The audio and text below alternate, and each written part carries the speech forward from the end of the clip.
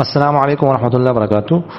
What's app group number 1 میں سندھ سے ابو بکر بھائی نے سوال کیا ہے کہ اگر سنت موقدہ میں یا غیر موقدہ میں کوئی شخص چوتھی رکعت کے بعد 5ویں رکعت کے لیے کھڑے ہو جائے اور 5ویں رکعت کا سجدہ کرے یا نہ کرے، دونوں صورتوں میں اس کی نماز کا کیا حکم ہے؟ دیکھیے گا، اگر تو سنت غیر موقدہ ہے نا تو اس صورت میں تو وہ 5ویں رکعت کے لیے کھڑا ہو گیا، 5ویں رکعت بھی کرے، اس کے بعد 6ٹھی رکعت بھی ملا دے، وہ تو ویسے نفل ہے، وہ ساری کی ساری رکعتیں جو ہے اس کی نفل ہو جائیں گی۔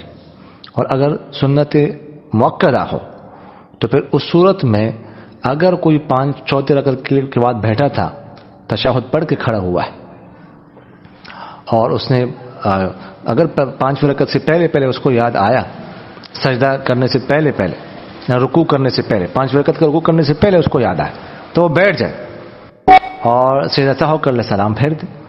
اور اگر 5ویں رکعت کا اس نے رکوع کر لیا تو 5ویں رکعت کر کے اس کے بعد 6ٹھی رکعت بھی ملا لے اور پھر آخر میں سجدہ سہو کر لے۔ 4 پہلے سنت موقدہ ہو جائیں گے اور آخری 2 رکعتیں نفل ہو جائیں گی۔ اور اگر چوتھی رکعت کے بعد سنت موقدہ میں بیٹھا نہیں تھا وہ اور کھڑا ہو گیا تو وہی بات، اگر اس کو پہلے اس کو یاد آ جائے تو بیٹھ جائے، تشہد پڑھ کے سجدہ سہو کر کے سلام پھیر دے۔ اگر اس نے 5ویں رکعت کا رکوع کر لیا تو 6ٹھی رکعت بھی ملا دے اور اس کے بعد یہ ساری کی ساری رکعتیں اس کی نفل ہو جائیں گی اور اس صورت میں سجدہ سہو کی ضرورت بھی نہیں ہے۔ البتہ سنت موقدہ جو ہے نا اس کو دوبارہ پڑھنا پڑے گا، اس کی قضا کرنی پڑے گی۔ جزاکم اللہ خیر۔